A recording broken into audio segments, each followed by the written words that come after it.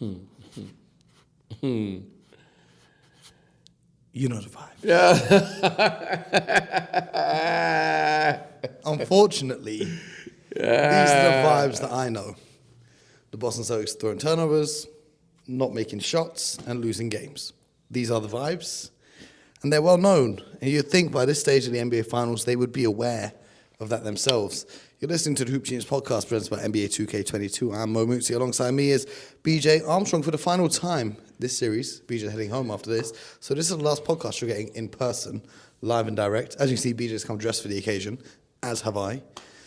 What a game it was. What a terrible, terrible game of basketball. Both teams shot like 20-something% from three. There was like 18 turnovers for the Celtics. A horrible game. It made no sense whatsoever. BJ's here to put me through the trauma once again. No, I'm here. I'm here to be very, very positive. Okay, tell me what the Celtics have to be positive about heading into Game 6. Okay, you know, the obvious. It can't turnovers. get any worse. No, well, it can get worse. 18 turnovers. Yes. The Warriors only had 6 turnovers. Yes. 10 missed free throws. Mm-hmm. Countless missed assignments on the defensive end. In spite of the missed assignments, Steph Curry did not score a 3. Crazy. Okay. What did he shoot from the field? What did he shoot? Let me have a look. What did he shoot? Like, I don't know. He wasn't a typical Steph Curry night. Yeah, what was he from the field? 6 for 21 or something like that? Steph Curry finished with 16 points, 7 from 22 from the field, Okay, 7 0 for 22. from 9 Okay. from downtown. In spite of all of those things, Yep. They lost. they were up late in the third quarter. Yep. Okay? All of these, 10 missed free throws, 18-6 turnovers. Steph Curry, the positives is they held him. They made an adjustment. Okay, what was the adjustment which we talked about before? What were they going to come out to do? They were going to play him very tight and really turn up the pressure on him, Yep. which seemed to work. In spite of all of these things, missed defensive assignments, countless ill-advised shots, da-da-da-da-da-da. They should have won the game. They should have.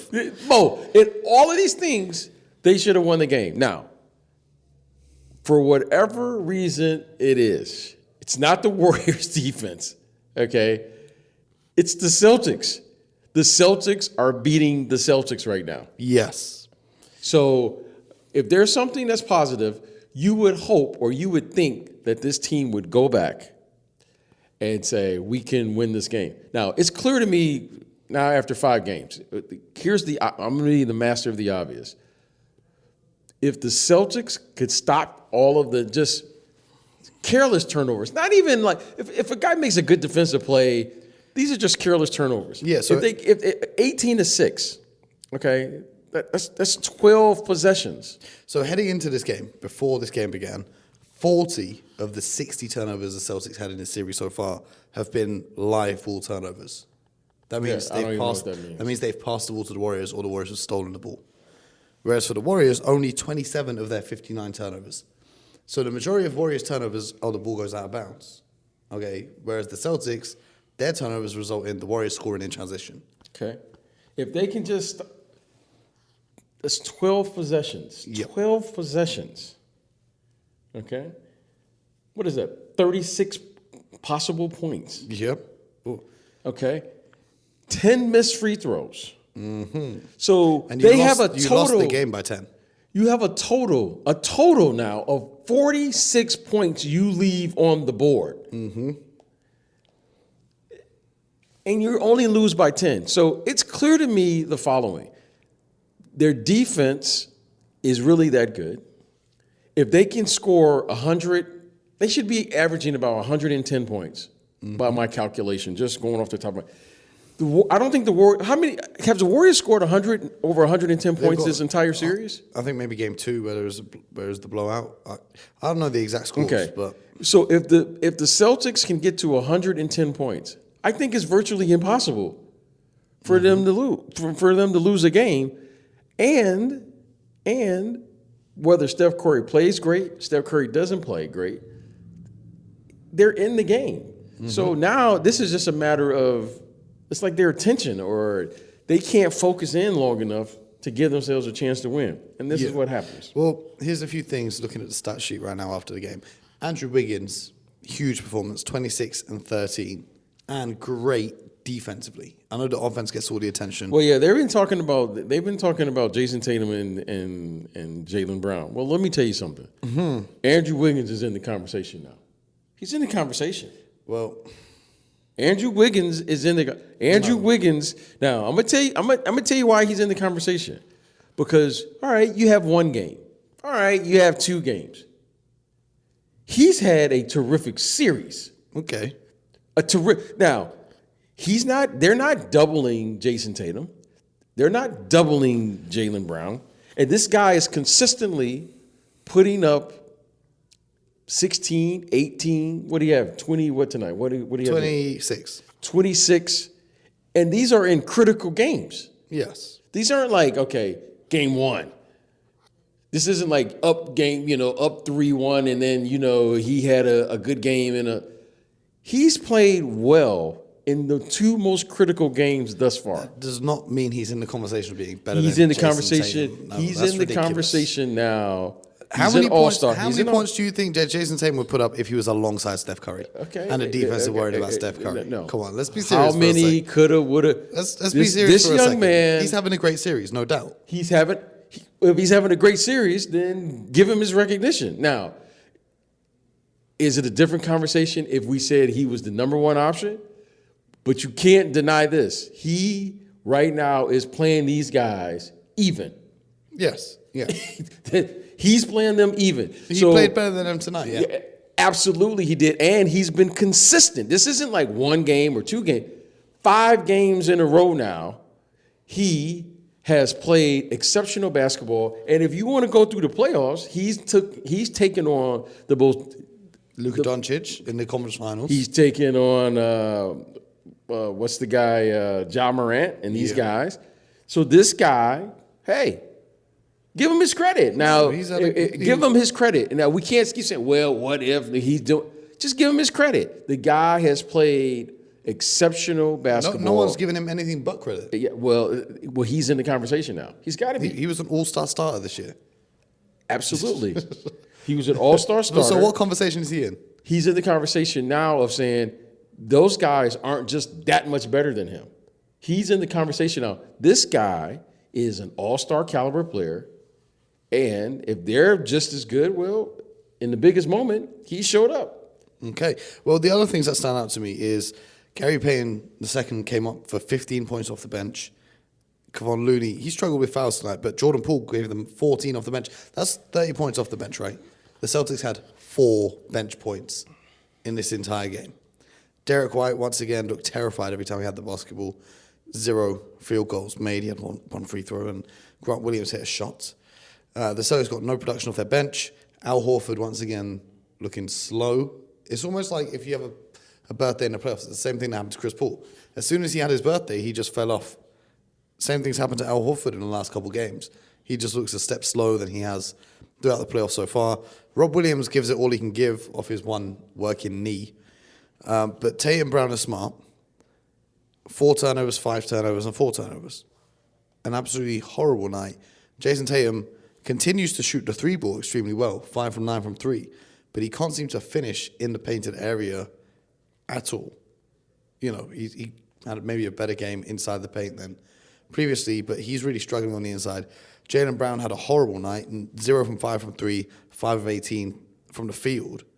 And Marcus Smart, well, he hit a couple shots, but he's not been controlling the game in the way you would want your point guard to kind of control the game.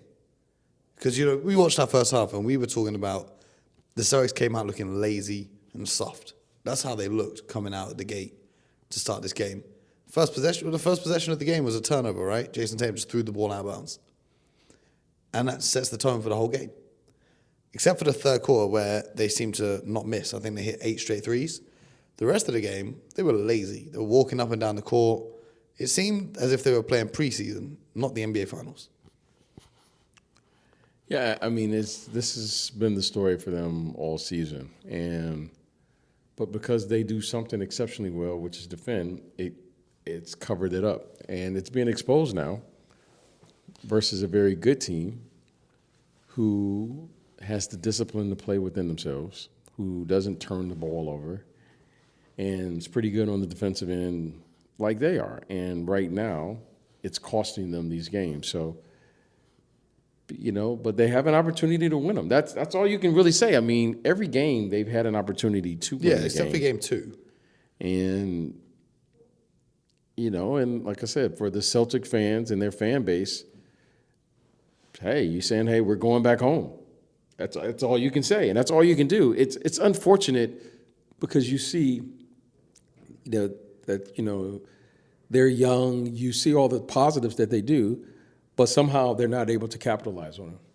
So, BJ, have you been in a situation where you've been down 3-2 in the NBA playoffs? Yeah, I've been down. Which series was that? I can't recall, but I've been down in the series. So what's the mentality of the team going into that? The key to an NBA, the key to the NBA is just having a short memory. Mm-hmm. All right, it's as much as the fans and we're still talking about it. To be perfectly honest with you, after every game, I just learned this. It was kind of just like a learned behavior. You just it's over, and you move on. And that's what you do. You miss a shot, you move on. You lose a game, you move on. You win a game, you move on. Because the games just keep coming. The game is when they play again, Thursday. Yeah. It's over. What can you do? You don't talk about it. You just, the Warriors won. We won the game, boom. The series is not done. Because as crazy as this sounds, the Celtics... They play better when their back is against the wall. It makes no sense. But that's what they do. That's what they do. And then it's crazy to me how you said it after game 3, the pendulum swinging, right? Yeah. So the Warriors win this game. Everyone's saying, oh, the series is over. We're finishing the series in 6. But if the Celtics win game 6, everyone, and if the Celtics were to win game 6 by somehow convincingly, everyone was saying, oh, the Celtics are going to win games. It's just fascinating to me. I don't know what's going to happen in game 6. I think the Warriors must be pretty confident in them being able to get the job done. The things they were saying after the game, I can't remember who it was, they were like, I've never been so excited to go to Boston. And Jordan Poole was saying he's going to fly his family into Boston so they can watch them win the championship. So I don't know if they're getting too ahead of themselves. I don't know if they should be feeling confident. But it's not like the Warriors have won these games. The Celtics have lost these games, if that makes sense. Yeah, listen, these are great teams, and these teams aren't just going anywhere. The Celtics were awful in the first half. And we were saying, okay, well, we know they come out in the third quarter and they always put together a run. Well, guess who put together the run tonight? C's. So the Celtics, look, I'm not expecting anything from the Celtics. Right now, based on what I'm seeing, the Warriors should win Game 6. Yeah. However, these Celtics, this is what they do. Mm-hmm. This is how they play. It makes no...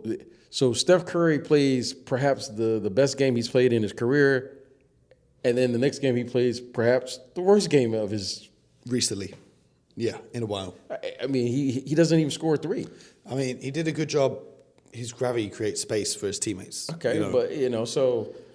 Who knows what these Celtics are going to do? But what we do know is Game 6 is coming, and he had 8 assists to his credit. Yeah, Steph Curry. Listen, this is how this works. So let's see what happens. It's we have a travel day tomorrow. Then maybe he was averaging light work. He was averaging under 4 assists for the series, and then he had 8 tonight, which shows the change in philosophy for the Celtics of trying to limit Steph. Really led to their downfall because he managed to get everyone else going. Well, I'm going to tell you something what they really did tonight. They really put emphasis on getting Draymond and Wiggins in particular involved in the game early. Now, that was clear from the get-go. Yeah, that was by design. Steph wasn't even really involved. He was the decoy. I remember to start, it was like Otto Porter, Draymond, Wiggins. They had like the first 3 shot attempts. Absolutely. Okay, so that was clear. Now, we talk about defensive adjustments. They made an adjustment on the other end because, again, Mo, I always tell you this, you have to get contributions from people.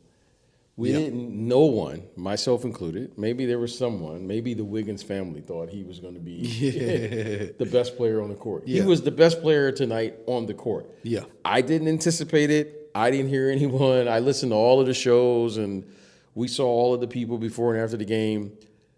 Everyone was talking about after the game, but I didn't hear anyone saying Wiggins was going to be the key before the game. Mm-hmm. But give him credit. He carried the game. He was ultra aggressive, and when they did double Steph, he was the one who was the beneficiary of them double teaming him and all the things they were doing. And then, like I said, give them credit. They made the right basketball plays. They trusted their offense. They ran their sets, and they were patient, and they didn't turn the ball over. That was the key. Like, at least get a shot up and give yourself. If you missed the shot, you missed the shot. But when you just turn it over, like the Celtics, you go, "What are you doing? What are you thinking about?" They're throwing the game away. It was just too many of those. I mean, I remember the one possession where Al Horford just dribbled the ball. He just dribbled the ball down and just gave it to the other team. Like, you're like, "Yep, this is the NBA Finals." You know what I mean? Like, this is like if a guy makes a great defensive play, I can live with that. But their turnovers are like they're just unforced turnovers. Like, they are literally giving the ball to Golden State. Yeah, they just like throw it to Golden State, and then how many times do we sit up there and watch and we go, and they don't even hustle back? There was one where Jason Tatum passes the ball to Rob Williams, or he tries to pass, and Draymond Green gets the steal. Draymond Green is running down the court, tries to dunk, and Rob Williams tries to chase down. He ends up fouling him, but he contests the shot. The dunk doesn't go in. But you see Jason Tatum just stood there watching as Rob Williams goes back. And I'm just like, what are you saving your energy for? This is the NBA Finals. There's 2 games left, if you're lucky. Yeah, these are the Celtics. Every series they face elimination. Yep. And here they are again. So we'll see what happens. We will see. We're going to be right here rocking. Well, back on Zoom. But we're going to be bringing you the podcast regardless of wherever we're at in the world. Right. BJ, this time of year, it always comes up on social media now. It's like this day, what is it, like 21 years ago, 31 years ago? Oh, gosh, I'm so tired of these things. How do you feel about it? Because I see it all over my timeline now. How do you feel about people reliving that every year it comes around? 30 years ago on this day, 31 years ago on this day, the Bulls won this championship, How do you feel about all of that kind of stuff? Mo, it's so... It's like I would imagine in any profession that anyone picks or chooses or has an opportunity, when you have a career, you're trained to think a certain way to do your job. Mo, you've seen me. I never ever, I haven't worn my rings once since the day we received. I've never worn them one time, like once. I don't talk about it. I don't relive it. It's kind of like been there, done that, and I've moved on. So you don't, like, watching these finals, you don't ever think back to... No, because it's a different, like, I'm watching this game trying to learn this game. This is not the same game because the rules were different. The travel was different. For instance, the series was a 2-3-2. Yeah, so 2 games at home, 3 on the road, then 2 at home. So the way you play, the way you treat those games are different. Yep. So the whole setup is different. So I'm watching these games saying, okay, I'm trying to pick up on like how they play in these games. Like, I mentioned to you one of the things, like in our era, if the coach saw people running you off your plays, if I'm supposed to come to a down pick and all of a sudden the down pick is coming right in front of me and all of a sudden the guy pushes me out, that was reason to call a timeout. Yeah. Well, I was watching tonight and the Warriors were pushing the Celtics off. Jason Tatum could barely set screens at one point. Yeah, like they were pushing them off. They were pushing them off of their routes. And I was like, Okay, how does that work? Is that like the new era? Is that the new like? How did we go from the Celtics are the more physical team to suddenly now I'm watching Klay Thompson, Steph Curry, I saw Draymond, and these guys push these guys around, and then how did we go from they're the bigger team, they're the more athletic team, to playing a five out offense? There was a possession where Steph's on a fast break and Tatum trying to get the ball off him. And he just shrugs Tatum off and he just goes stumbling off the sideline. So Jason Tatum, you're 6'10". Now, This these are the possession where things. Gary Payton II is boxing out Al Horford. Al Horford's just 6'10". And they're running a 5-out offense, and they're the bigger team. So it's all. I'm watching the game, and I'm going, it's a new game. It's a new era. It's a new way of playing. Like, I can't recall a guard. I was a small guard. I don't recall bumping off a guy who's like 6'10" in a fast break situation. Like, you either take that foul, or you block that shot. I was like, what is going on here? You know what I mean? Like, it's just new things that you see, and you go, all right, well, maybe that's how they play the game today. So I don't know. I would hope that somehow the Celtics would be able to regroup and regain their physicality, regain their athleticism, Toughness. regain their ability to play through contact and not seek out fouls when they're driving to the basket. So, no, I don't think about it at all. I'm watching the game, learning about this new era of basketball. Well, we're going to see more of this new era of basketball as we watch Game 6 and potentially Game 7 unfold, but regardless of what happens in the NBA Finals, we're still going to be here. NBA Finals, NBA offseason, we got the draft coming up. Though, just sorry, quick. Go ahead. Would it be something if they did have to come back here for Game 7? Yeah, and if they won the Game 7? It really would be. I mean, it would be such a Celtics move. Yeah. Because it's like, all right, they're down, they're out, I mean, honestly, this series should probably be over with. Well, the Celtics should have won the last game and then come here and won today. Like, really, if we're going to be serious, they literally turned the ball over so many times that the Warriors are now leading 1 win away from the NBA Finals. But as I was saying before, we ain't going nowhere. So finals, when the finals are over, NBA draft, we got Summer League, we got a whole bunch of things coming up. So you guys make sure you stay tuned. We're going back doing a few things. I hope you watched the video on YouTube that we put out, the film room. That was pretty fun. Mo was excellent. Hey, Please watch. I do the easy part. We got the GOAT right here. So we're gonna be back tomorrow. No, not tomorrow because I'm flying to Boston and PJ's flying home. So the day after tomorrow, we'll be back with another one, and you guys will be able to hear my interview with Otto Porter Jr. So we'll throw that one in. And hopefully Mo will get a day to relax because he is highly stressed right now. Hey, and the vibes are not good right now. I'll tell you what, I booked a flight to LA for when the finals finish, so I'm going to get 2 days to rest and recover, you know what I'm saying? Anyway, you know the vibes. So here's the thing. Either I celebrate or I relax and take my mind off the Celtics losing. It's a win-win either way.